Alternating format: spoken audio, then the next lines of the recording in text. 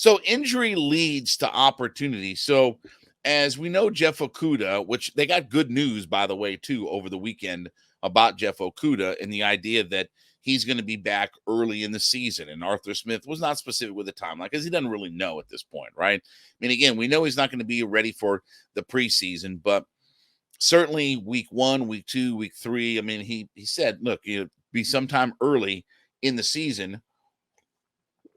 But I'm looking at this as injury is creating opportunity because here's the thing. If Jeff Okudah balls out, there's a definite chance that as he becomes a free agent, he could leave this club. Like he could get paid way too much money to stay with the Atlanta Falcons. Or again, he might want to stay with this team. I don't know what his plans are or whatever like that. But if he flames out, he can't stay healthy, or if he balls out and becomes a top tier corner, there's a definite chance that he could be with another team come next year or not on this team. I mean, again, with the 1-year contract. So you need to look at what you've got available. And I'll tell you, I like Clark Phillips. I want to see what he can do as a starting corner. Let's throw him out there and see what he can do in the preseason. And I'm not asking him to start during the regular season and be an impact player and all this kind of stuff. And we know that there are things about him, the size limitations and stuff like this. It's not about necessarily his talent, not about his ball skills or different things like that, but size is certainly a factor at his height and going up against bigger, better wide receivers and such. But let's see what we have on some of these defensive backs. I want to see Mike Hughes on the outside. I can afford to see Trey Flowers on the outside. Trey Flowers has been the guy who's pretty much been running with the ones as Jeff Okudah has been out. Trey Flowers has been lining up with the ones. He's had experience. But let's see Mike Hughes. Let's see Clark Phillips and some of these guys. I hope that we see kind of a round robin of what we have at cornerback without Jeff Okudah and what life could look like moving forward, without him. Again, I want Okudah to succeed. I hope he gets healthy and he comes back. And I hope he balls out. I hope he plays lights out in his contract year. And I hope he gets paid a ton of money. And hopefully if he balls out, he gets paid by the Atlanta Falcons to come in and be their number 2 corner to go along with A.J. Terrell. I hope all of that happens. But you better have a contingency plan, right? And this is an opportunity for some guys to step up and see what they have.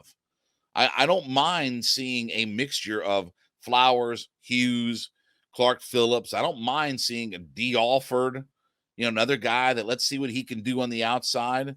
Like, let's find out what we have in some of these guys.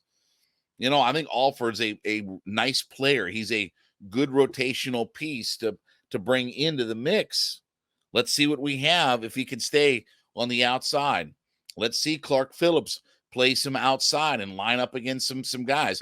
Can he stand on the other side of a top cornerback? I mean, I want to see these kinds of things out of this group of defensive backs, because the reality is there may be some changes when we get through this year. Phillips will be with the team. There's a definite chance that D. Alford, depending on how he plays, would be with the team. Mike Hughes, we don't know about. Jeff Okudah, obviously, there's big question marks.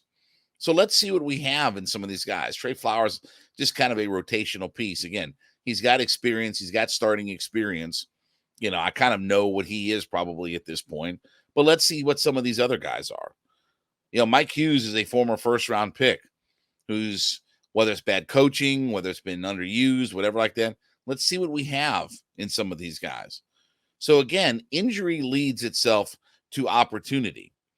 And I'm embracing the idea of guys playing a lot in this preseason that maybe normally wouldn't get as much time to play, or certainly throwing some guys into some situations where you find out, like taking basically a baby and throwing him in the deep end of the pool, and let's see if he can sink or swim.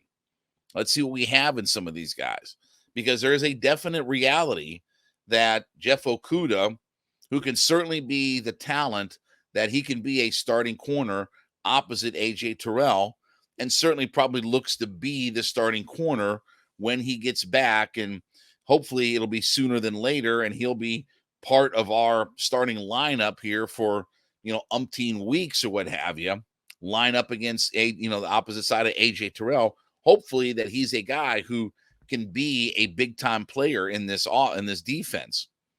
But until then, let me see what I've got in some of these guys.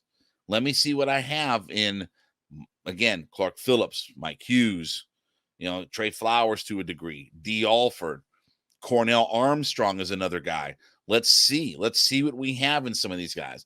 These guys are still really young. They don't have a ton of experience. Armstrong has not played a whole lot, obviously. He got and by the way, Armstrong got thrown into a bad situation last year, a horrible situation. Oh yeah, go line up against Jamar Chase because we don't have our starting corner. That's not an ideal scenario. That's the difference between sinking and swimming, and I'm just going to put a gun to your head and pull the trigger with loaded 357. Like that's a no-win situation at that point. And by the way, as the season went on, he actually held his own. He actually played better as the season went along.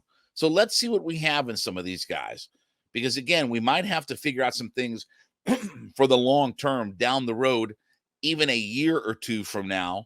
And let's see what we have in some of these guys. Injury is leading to opportunity. Hope some guys take advantage of this opportunity that's presented to them. All right, as you listen in to Hittin' Hard, make sure that you leave us a comment on whatever podcast platform that you're listening to us on, and let us know that you're an everyday listener to the program. We like to call them our everydayers, and we do thank you so much for being a part of our community. But let us know that you're an everydayer. You're listening in 5 days a week to the program.